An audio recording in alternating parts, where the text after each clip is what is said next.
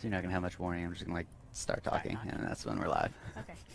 Sounds good. How do you know when we're live?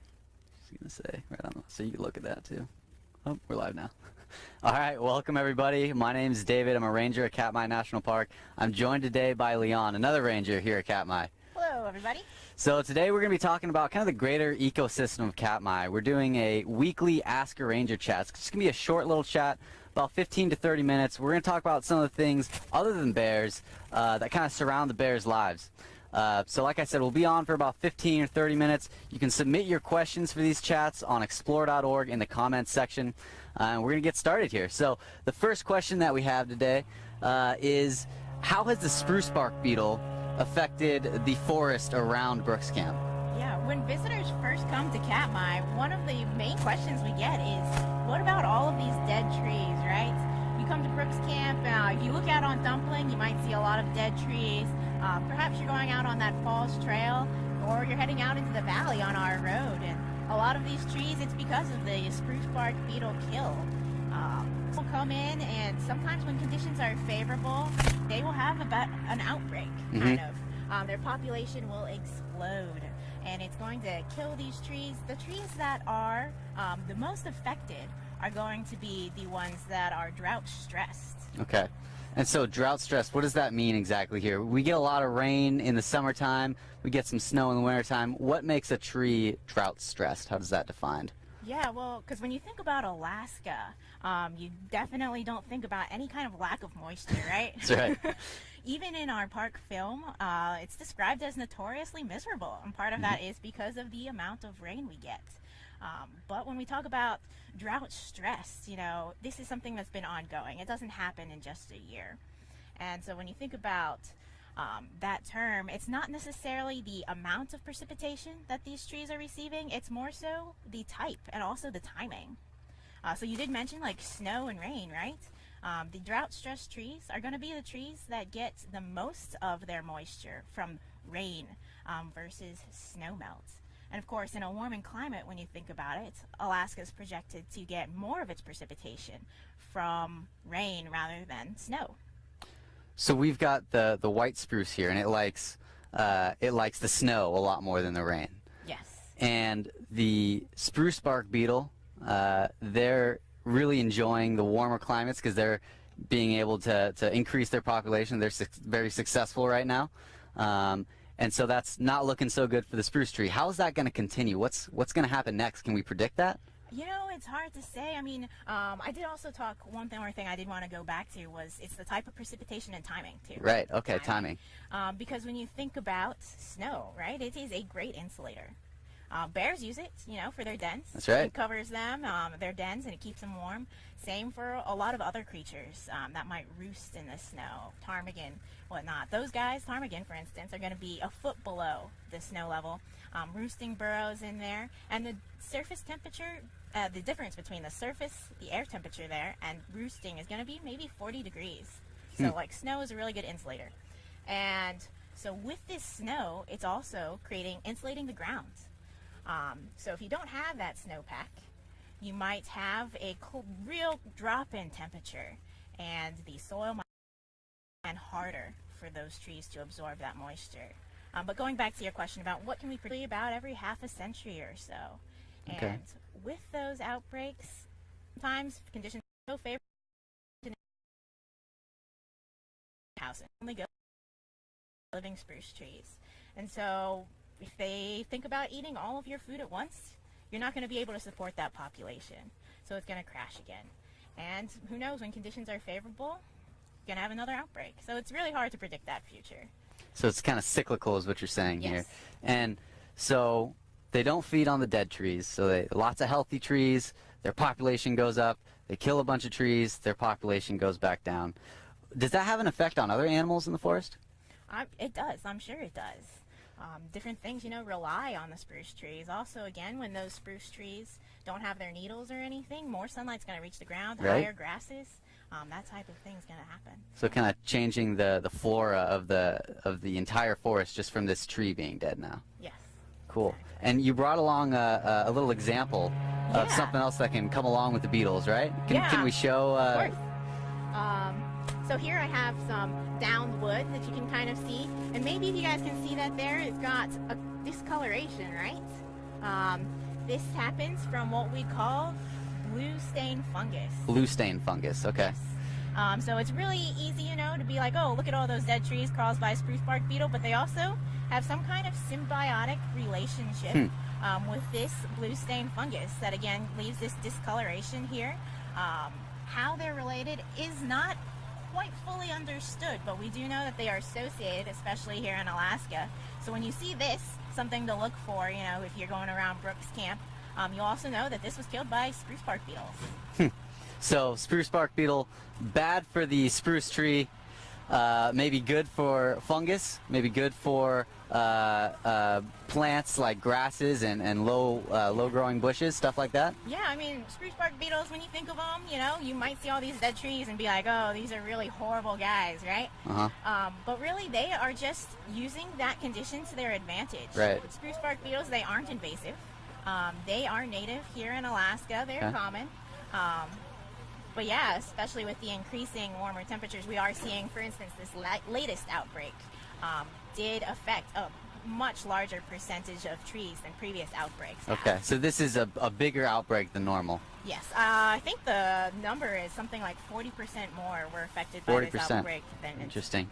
So, you know, they're not an invasive species, but if they're really affecting the trees here, why don't we just try to get rid of the spruce bark beetle? Can we spray something? Is there a way to do that? Would we want to do that? Well, when you think about what the Park Service does, is we're trying to protect these lands, right? That's the right. way that they're intended to be. So this is a natural phenomenon that is occurring. And so here in the park system, our way is to let things happen naturally. Just like when we don't interfere with the bears, you know, we see hurt bears and different things like that. That's right. So we want to protect those natural processes, let nature take its course, and we'll allow the spruce bark beetle to take over the trees, but also maybe help out some other flora and fauna along the way. Yes, yeah. All right. So next question we have here, another one about bugs and insects. The question was, do we have ticks in Alaska? Do we have a tick problem? Do we have a Lyme disease problem because of ticks? Yeah, well, when you think about Alaska, you know, we don't think about snakes, and we typically don't think about ticks either. We do have some native types of ticks that are common. Okay. Ones that infest perhaps squirrels, snowshoe hare, birds, and other animals. But these guys aren't really the problem when we think about diseases, right? Especially in the lower 48. East Coast, you know, a lot of national parks are talking about Lyme disease, different places. The CDC has actually been tracking like Lyme disease from 2005 to 2015. You can go on and check out each state. They have how many confirmed cases, and in 2015, Alaska only had one confirmed case. So it's not, Lyme disease isn't something we typically worry about here. You know, it is possible that, of course, non-native species might make their way here, and those are the ones that we really want to watch for. All right, so we're going to be kind of on the lookout, make sure we don't have invasive species here. But as far as insects in Katmai, what are some of the insects that we already have here? Yeah. Not necessarily invasive. It's pretty hard to appreciate them sometimes. I know right. For me it is. Right now we've got a lot of white socks kind of swarming around us in no-see-ums. But they are part of the ecosystem here.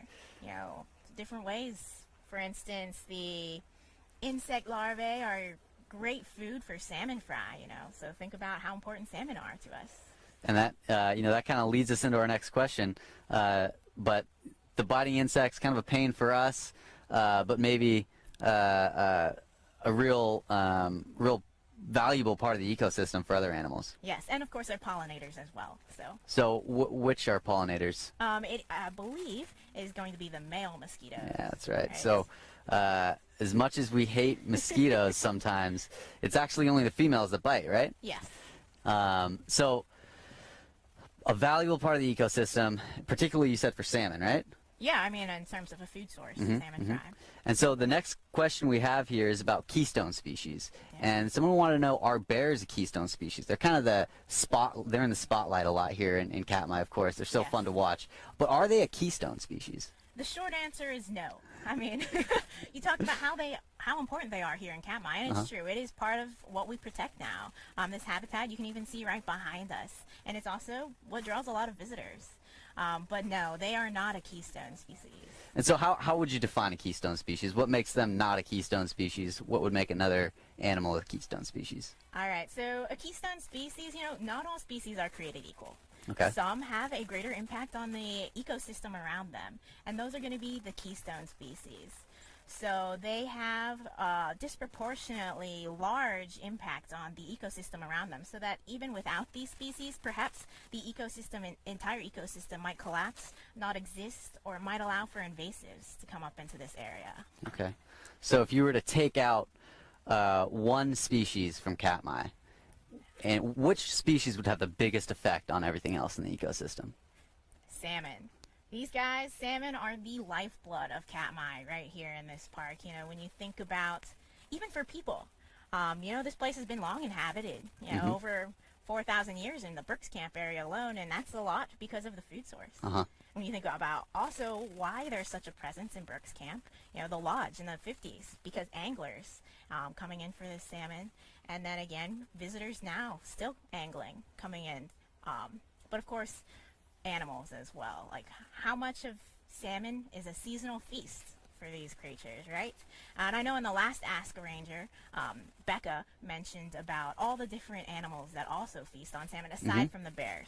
That's right. We've got wolves, you've got all sorts of different birds, and it's not just the animals too. She mentioned, I believe it was like the different carcasses, the nutrients that it provides for the plant life around here, whether it is from the carcasses floating back down or just being spread by the scat of other animals. So they are very important to our ecosystem. So we've got the salmon, super important. If we took out the salmon, we'd have big problems for all the other animals. Yes. Is there any other animal like that in Katmai or in Alaska that is a real keystone species? Yes, there is another keystone species that calls Katmai home, and that would be the sea otter. Sea otter. Yeah. How is the sea otter a keystone species? Well, when you think about, actually, people might not even see sea otters on their trip here, right? They come to Brooks Camp, because Brooks Camp has a lot going on. It's where most people come. It's what we're most known for. Right. But the park itself is over 4 million acres, and a lot of that actually includes coastline, 497 miles of coastline. Rugged, beautiful. It supports this rich marine life. And so we have sea otters there, important part of our park as well. And our population is pretty healthy, pretty stable density, at least in recent years. And sea otters are really important as keystone species because their main food source are sea urchins. Huh, okay. And by keeping the sea urchin population in check, it allows for kelp forests to grow, and those kelp forests provide an incredible habitat for a wide variety of sea life. So they support the biodiversity of the marine ecosystem. Interesting. So maybe something that we don't see too often, kind of an inconspicuous keystone species, but yes. And thinking about all of this, one of my favorite quotes, especially with keystone species, if you pull on that one species, you're going to be pulling on all sorts of different things. So as we're learning, everything's kind of connected. We have to protect every little part for the whole thing to work out. yes. All right. Well, thanks a lot, everybody, for joining us. We'll catch you again next time. Every week on Friday, 4 o'clock, we'll be here answering your questions. Again, you can submit those in the comment section on explore.org. So thanks again for joining us, and we'll see you next time. Thank you.